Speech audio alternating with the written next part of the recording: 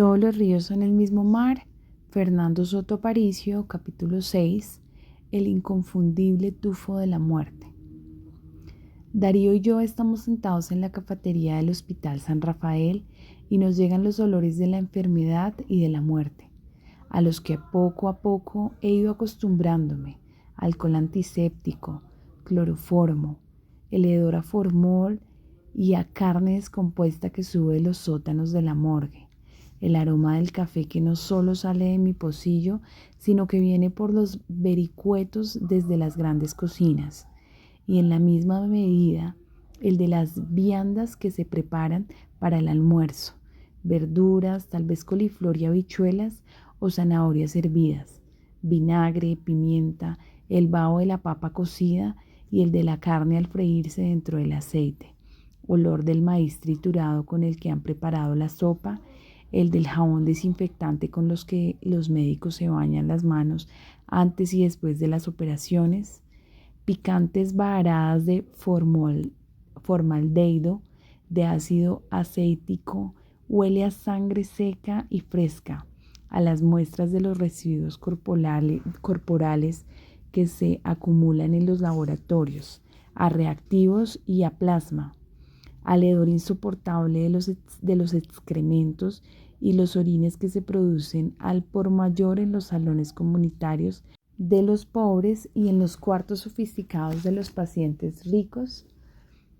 También el de la cera con que se mantienen brillantes las baldosas de los corredores y del almidón con que se planchan los uniformes, el de las cofias que pretenden esconder los diversos olores del cabello de las enfermeras, los cosméticos, algunos baratos y otros muy costosos, el vapor con que se esterilizan los instrumentos, el sudor de los pies y las axilas y las ingles de 800 enfermos que transpiran al mismo tiempo con los médicos, los internos, el personal administrativo, las bacteriólogas, los auxiliares, los ascensoristas y los camilleros y los encargados de la seguridad. Ese sudor del miedo aplastante a la muerte que mira implacable desde los 4 puntos cardinales de este, que es su reino por excelencia. Siento en mis dedos fríos la mano caliente de mi hermano y al mirarlo encuentro en el fondo de sus ojos las palabras de solidaridad que no me dirá nunca. Los he unido a mi sufrimiento compartiéndolo, haciéndolo suyo, y sé que si fuera por él me sumergiría en un agua lustra que me borrara la amargura, no solo la de las últimas semanas, sino las de este momento y sobre todo la que me aguarda de aquí en adelante. Si es que me cogen por su cuenta los remordimientos por los que muchos podrían llamar mi delito.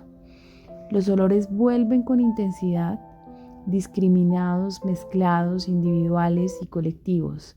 Las iglesias huelen a incertidumbre y esperanza, los colegios a sexo joven y a los caramelos del recreo, las oficinas a la tosis acre de la burocracia, los trenes a urgencia y a velocidad, y los hospitales huelen como los campos de batalla, no exactamente a pólvora y a sangre, sino al inconfundible tufo de la muerte, donde se mezclan en proporciones caprichosas la mierda y la gangrena, las oraciones y la pobredumbre, las maldiciones y los analgésicos, el incienso y los ácidos con que los embalsamadores se encargan de maquillar una realidad que no queremos aceptar, ni siquiera quienes diariamente contribuimos a construirla. Ay, Alejandro, tengo que reconocer que todo esto lo escribo buscándole una puerta de escape a la realidad, escondiéndome para no pensar que hace 30 horas nos separamos y que mientras te marchaste entre las 4 paredes de esa caja de madera oscura, yo me quedé aparentemente libre entre las paredes sin fondo. Capítulo 7. La vida está hecha para brillar un solo instante. No se puede tener conciencia de existir sin una materia que sostenga la existencia.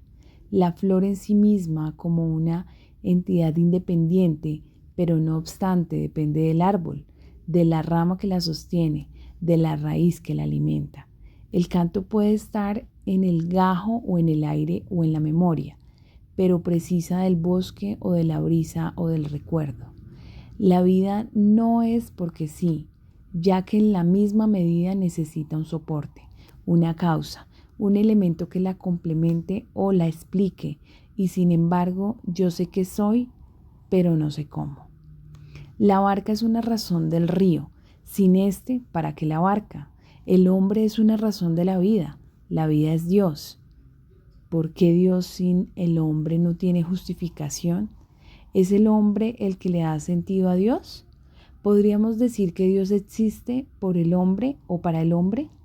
Pero yo quería hablar o estaba hablando, ya no lo sé con certeza, del viaje, del movimiento, de que estoy trasladándome o transformándome, porque también la transformación es un viaje. Si voy quiere decir que vengo de alguna parte, de alguna forma, de un lugar o de un estado. El agua viaja a través de la nube y de la lluvia, un estado. El ave viaja de un amanecer o un crepúsculo, un lugar. ¿Soy entonces una barca? Ella sin el río no tiene sentido, pero el río sigue teniendo sentido inclusive sin ella. ¿Soy una luz o quizás una sombra? Se piensa en las dos relacionándolas con la fugacidad, pero entonces una estrella que ha brillado millones de siglos y que sigue alumbrando después de que ha desaparecido, ¿es fugaz? ¿La vida está hecha para brillar un solo instante y apagarse del todo? De repente se me ocurre que soy solo pensamiento, pero que me muevo, que viajo, o al menos que me preparo para viajar. Otra vez la figura de lo que lleva el río. Balandros de papel hechos por las manos de un niño, hojas arrancadas por los vendavales del otoño, catamaranes o goletas fabricadas por los hombres. Así me siento. Agua en fuga de un extremo a otro del río, de los nubarrones a la llovizna, del rocío al granizo, de la fontana a la tempestad, y otra vez. Desde lejos la misma voz llamándome. Soy una gota fugitiva que sin que sepa por qué sigue teniendo el nombre de Alejandro.